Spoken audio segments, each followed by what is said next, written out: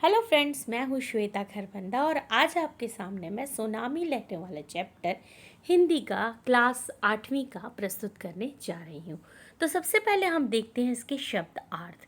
विनाशकारी का अर्थ होता है विनाश करने वाली और श्रृंखला का अर्थ होता है कड़ी।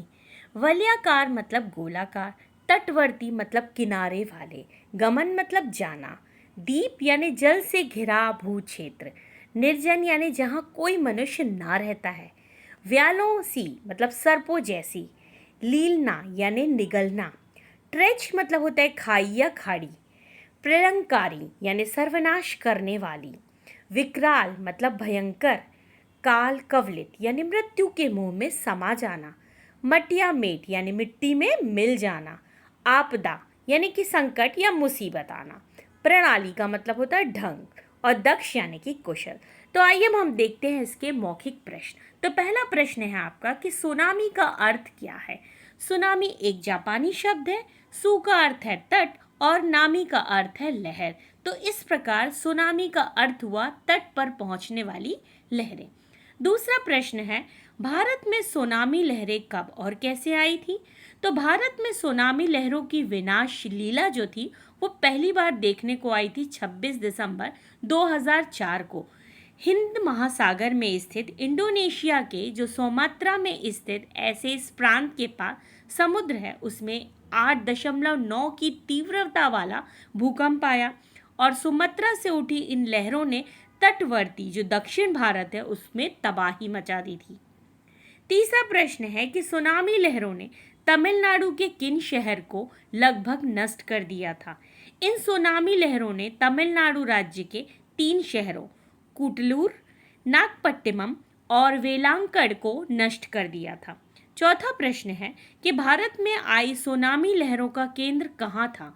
तो 26 दिसंबर 2004 को इंडोनेशिया के सोमात्रा द्वीप के पश्चिमी तट पर समुद्र के अंदर आए एक मेगा थ्रस्ट भूकंप का केंद्र जो था वो हिंद महासागर में था और इस भूकंप की वजह से जो आई सुनामी की लहरें वो पूरे हिंद महासागर तक पहुंच गईं और भारत समेत इसने 14 देशों को प्रभावित किया था।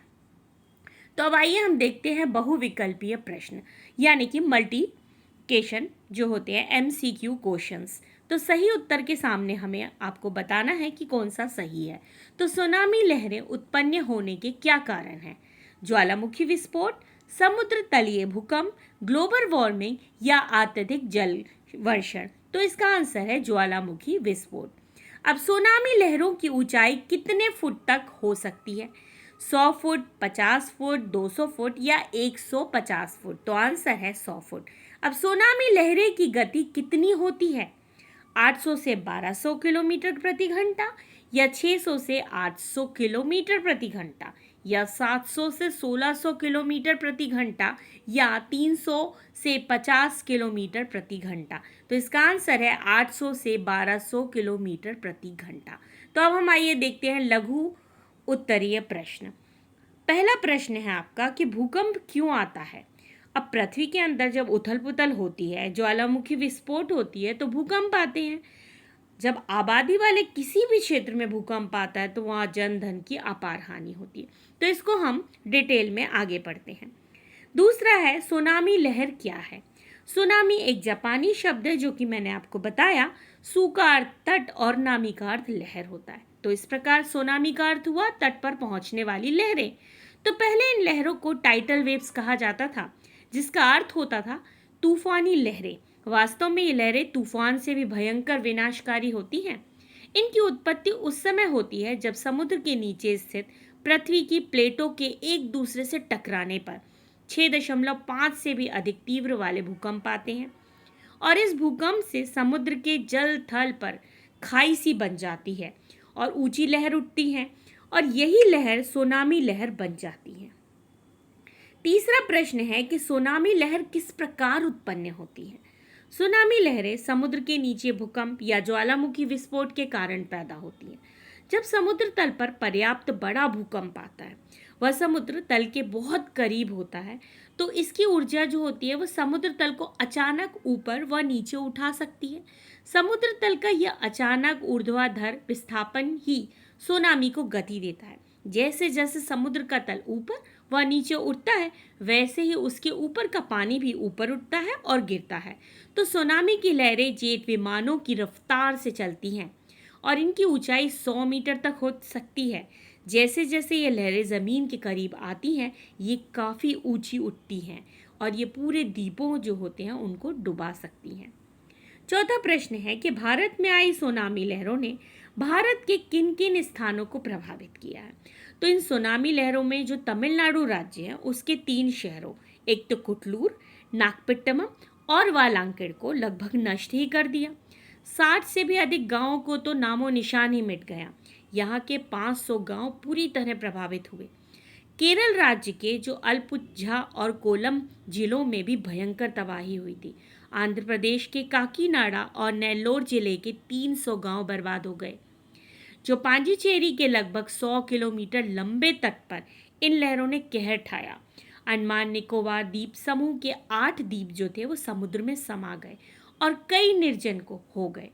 अंडमान निकोबार द्वीप समुद्र में निवास करने वाली आदिवासी जातियों जैसे कि शोपेन, सेंटिनली, ओंगी, जारवा और ग्रेट अंडमानी का अस्तित्व संकट में पड़ गया। यहाँ पर स्थित कार निकोबार बुरी तरह से तबाह हो गया। इस खूबसूरत कार निकोबार की तबाही 20,000 के लगभग थी, जिसमें से आधी से अधिक आबादी सुनामी लहरों की भेंट चढ़ गई। कार निकोबार का वायुसैनिक अड्डा भी सुनामी लहरों ने पूरी तरह नष्ट कर दिया। वास्तव में सुनामी लहरों ने भारत में एक महाविनाश लीला रच दी थी। दीर्घ उत्तरी प्रश्न देखिए। पहला प्रश्न है कि सुनामी लहरों का जनजीवन और प्रकृति पर क्या प्रभाव पड़ता है। भारत में न केवल हजारों लोगों को असमय ही मृत्यु की गोद में सुला दिया, बल्कि वहां अरबों रुपए की संपत्ति भी नष्ट हो गई। उद्योग व्यापार छिन्न भिन्न हो गया। बड़े बड़े भवन जो थे वो आस्थाओं के केंद्र, गिरजाघर जैसे हैं, मंदिर आदि सब मिट्टियां मेट हो गए, यानी कि मिट्टी में मिल गए। पर्यटन उद्योग पूरी तरह से उजड़ गया। संपूर्ण आधारभूत व्यवस्थाएं छिन्न भिन्न हो गई। अंडमान निकोबार में तो आदिवासी जनजातियों में आए संकट से प्राचीन सभ्यता और संस्कृति जो थी उनकी धरोहर को ही विनष्ट होने का खतरा पैदा हो गया, क्योंकि वहाँ काफ़ी जनसंख्या नष्ट हो चुकी थी। आइए अगला प्रश्न है कि सुनामी लहरें कब कब और कहाँ कहाँ उठी थी। तो हम एक तालिका बनाकर इसे हम दर्शाते हैं। जैसे कि पहला है 1 नवंबर को, यानी कि 1755 में पुर्तगाल में हुई थी।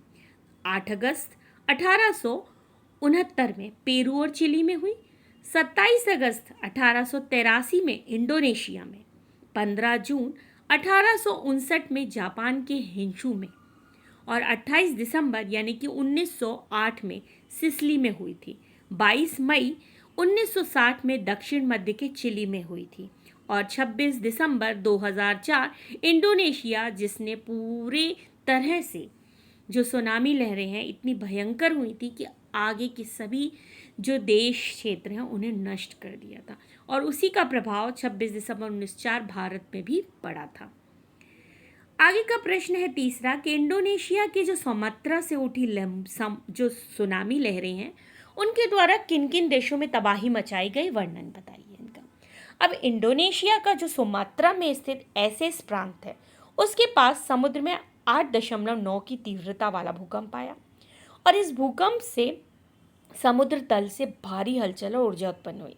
यह ऊर्जा सुनामी लहरों की श्रृंखला के रूप में समुद्र की ऊपरी सतह की ओर बढ़ी।